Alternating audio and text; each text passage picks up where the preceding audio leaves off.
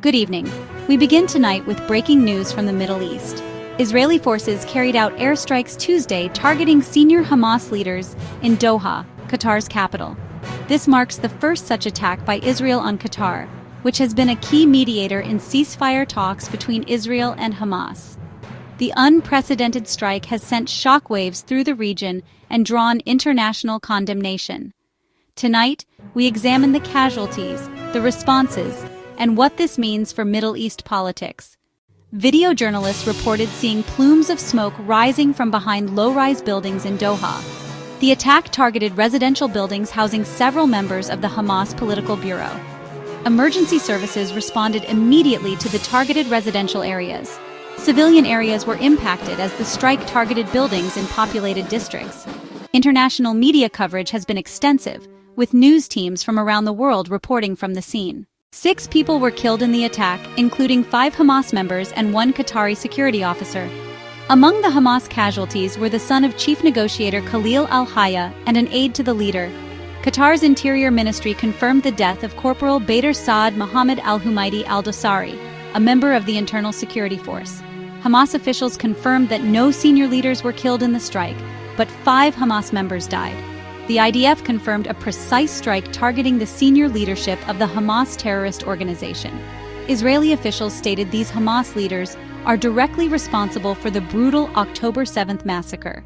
Netanyahu's office said the strike was a wholly independent Israeli operation, with Israel initiated it, Israel conducted it, and Israel takes full responsibility. Qatar's foreign ministry condemned in the strongest terms the cowardly Israeli attack. A senior Qatari official directly involved in the talks told NBC News that Qatar is assessing whether negotiations will continue. Qatar is home to the largest U.S. military base in the region. Turkey's foreign ministry said the targeting of the Hamas negotiating delegation shows Israel does not aim to reach peace, but rather continue the war.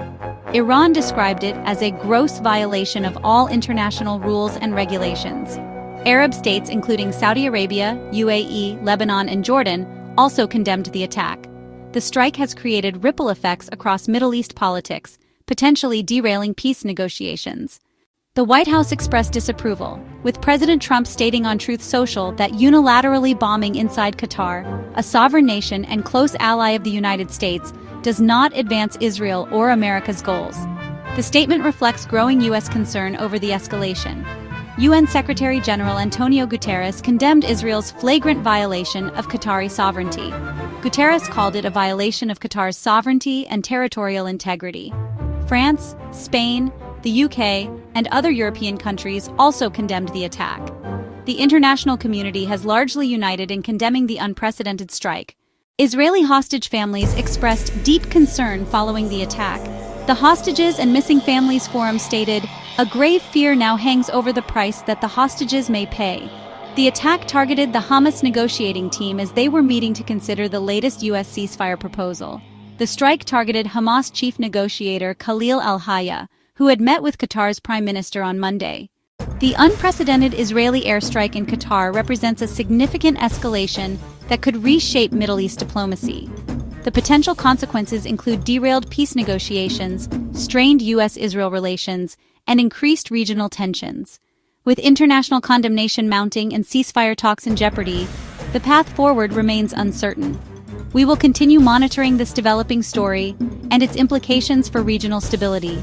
Stay tuned for further updates as this situation continues to unfold.